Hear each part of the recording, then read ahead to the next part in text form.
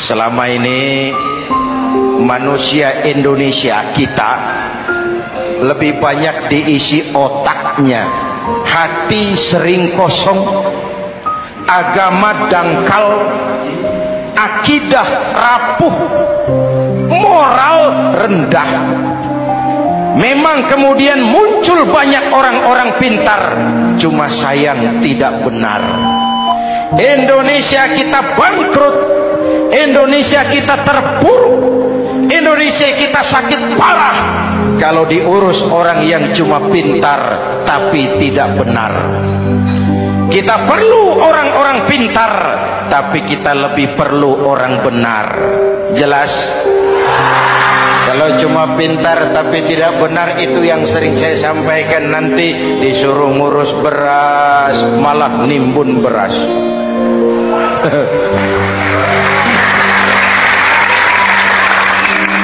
Disuruh ngurus laut malah jadi bajak laut. Disuruh ngurus hutan rame-rame jadi orang hutan.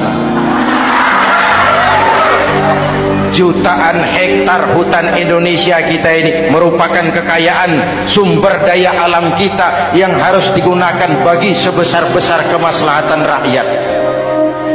Yang disuruh ngurus hukum malah bikin hukum seperti pisau, tajam ke bawah, tumpul ke atas. Jangan heran lalu di masyarakat muncul street justice, pengadilan jalanan, sebagai refleksi dari ketidakpuasan melihat sikap hukum yang sangat berpihak. Kalau yang kecil salah, hukum cepat-cepat ditegakkan.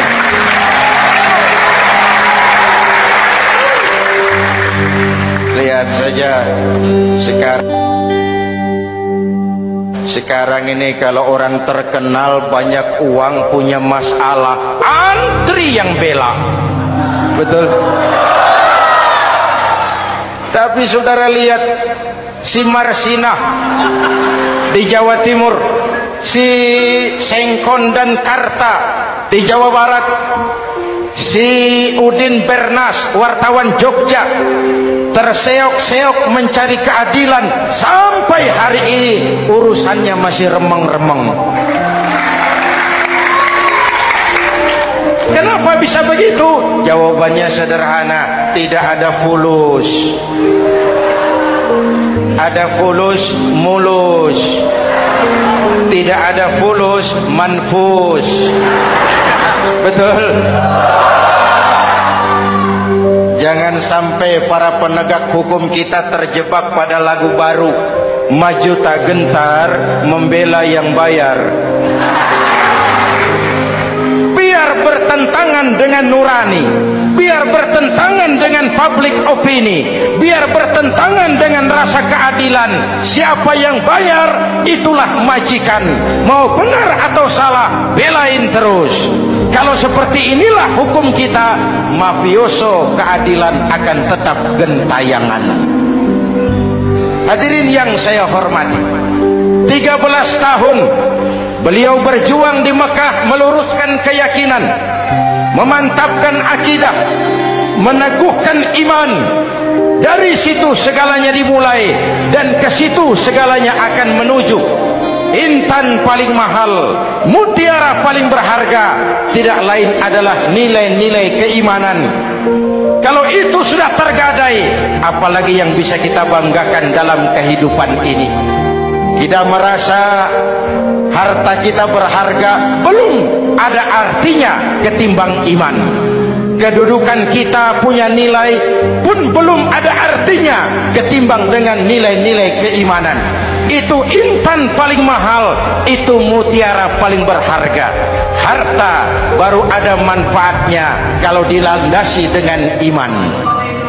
Jabatan dan kedudukan baru terasa gunanya kalau dilandasi dengan keimanan. Kalau jabatan lepas dari iman, yang akan lahir Fir'aun baru. Jelas? Kalau harta terlepas dari iman, yang akan muncul adalah konglomerat korun. Kalau ilmu pengetahuan terlepas dari nilai dasar keimanan, maka yang akan muncul adalah ilmuwan pelacur. yang menyalahkan yang benar, membenarkan yang salah untuk kepentingan pribadi. Dan kondisi seperti itu tidak akan membuat kita makin sehat. Oleh karena itu pada kesempatan ini, pesan pertama saya, menghadapi zaman susah, tetap jaga akidah, tetap pelihara keyakinan. Kesulitan bukan untuk ditakuti, untuk diatasi. Hidup adalah kerja keras, bukan keajaiban. Perubahan tidak akan datang hanya dengan simsalabim abragadabra. Perubahan tidak akan muncul hanya dengan berandai-andai. Perubahan tidak akan turun dari langit seperti turunnya embun di waktu malam. Perubahan adalah kerja keras, sehingga Al-Quran membimbing kita, innallaha la yughayyiru ma biqaumin hatta yughayyiru ma bi anfusihim. Allah tidak akan mengubah keadaan suatu bangsa kalau mereka tidak mau mengubah apa yang ada di dalam diri mereka. Yang ada di dalam diri itu rule of thinking, state of mind, cara kita berpikir, cara kita memandang kehidupan, cara kita mengatasi persoalan. Hadirin yang saya hormati, inilah iman. Berangkat dari ini kita menyadari ini ujian buat kita rakyat. Dan kita rakyat Indonesia ini kalau sama susah sih sudah kenyang. Ya Pak? Ya Pak? Kita ini sebagai bangsa mengalami apa yang disebut oleh Bung Karno up and down, naik turun, timbul tenggelam, pasang surut. 350 tahun dijajah oleh Belanda, kita susah. Berangkat Belanda masuk Jepang, susah lagi. Pergi Jepang, datang nikah, susah lagi. Lalu kita merdeka, dirongrong oleh berbagai pemberontakan, susah lagi.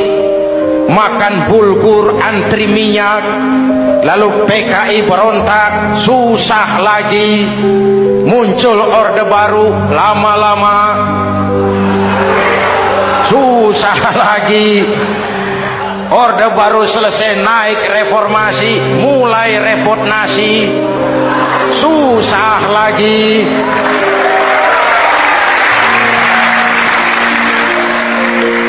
Kalau susah kita ini sudah akrab, sudah intim. Mestinya kalau sudah susah seperti itu, jangan salah sikap menyikapi kesusahan. Jangan sampai kita potong kompas, ambil jalan pintas, terjebak menghalalkan segala cara. Itu tidak akan menguntungkan, itu tidak akan menyelesaikan. Kalaupun selesai, nampaknya penyelesaian sesaat. Dan penyelesaian sesaat bukan penyelesaian yang sebenarnya. Karena itu tetaplah dalam koridor keimanan. Boleh zaman berubah, akidah jangan sampai goyah. Silahkan masa berganti, tapi keyakinan jangan mati. Sekali la ilaha illallah, sampai tetes darah paling penghabisan, tetap la ilaha